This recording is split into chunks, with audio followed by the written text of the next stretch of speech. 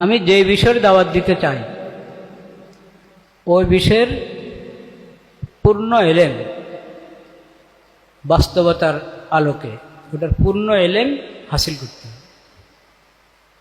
এবং এলেম মোতাবেক বয়ান, এলেম মোতাবেক দাওয়াত। ওয়ালা তাকফু মা লাইসা লাকা বিহি ইলম, বেলা ইলম কিচ্ছু বলবো না, এলেম ছাড়া কিচ্ছু বলবো না। আল্লাহ তাআলা খামোশ থাকার ইখতিয়ার রেখেছেন, খামোশ থাকার, চুপ থাকার অপশান আছে না? না নাই? আছে। আমার উপরে তো বলা ফরজ করেননি আল্লাহ তাআলা, ফরজ করেছেন কি?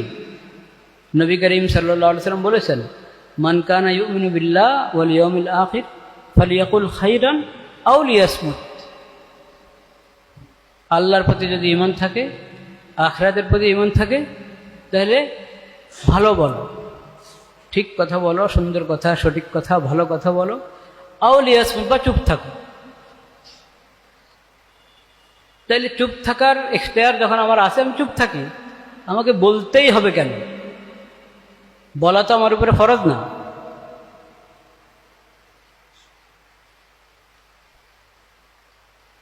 তো এই জন্য বলার আগে জানতে হবে, শিখতে হবে। যেমন আমি কোনো একটা আকীদা সম্পর্কে বলতে চাই, বা আমি কোনো ফিতনা সম্পর্কে বলতে চাই।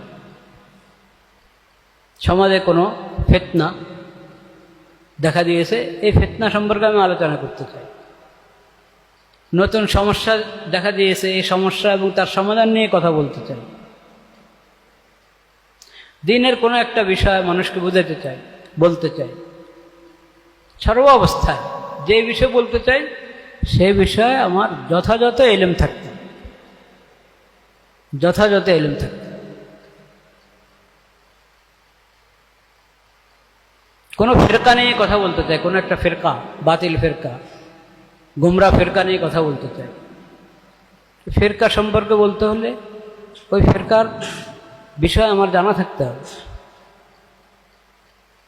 ওই ফিরকা সম্পর্কে জানি আমি এক কথা, বয়ান করলাম 10 কথা, কিয়াস করে, ধারণা করে, আন্দাজ করে, জায়েজ হবে না। অনেক সময় বেশি সমস্যা দেখা যায় আমার মানসিব, ওহদা, আমি শাইখুল হাদিস, আমি শাইখুত তাফসীর, আমি খতিব, আমি মুফতি, আমি ওয়াইজ, আমি অমুক জায়গার প্রধান। এগুলো হলো আমার ওহদা। কিন্তু ওহদা মোতাবেক এলেম আমি হাসিল করি নাই, ওহদা মোতাবেক হাসিল করি নাই, কিন্তু কথা ওহদা মোতাবেকে বলছি। এটা অনেক বড় ফিতনা। ওহদা পেয়ে গেছি মুফতে, এখন কথাও বলি মুফতে। এটা অনেক বড় অন্যায়, জুরুম, কবিরা গুনাহ। বা ওহদা সালাহিয়তের ভিত্তিতে পেয়েছি, ভালো কথা, ওহদা সালাহিয়তের ভিত্তিতে পেয়েছি, কিন্তু ওহদা সালাহিয়তের ভিত্তিতে পেয়েছি, এটা তো ইজমালি সালাহিয়ত।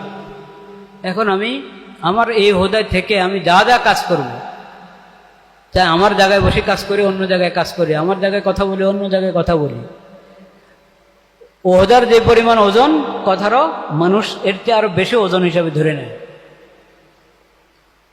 আমার ব্যক্তির ওজন যেতটুক, অতটুকু হিসাবে কথার ওজন না।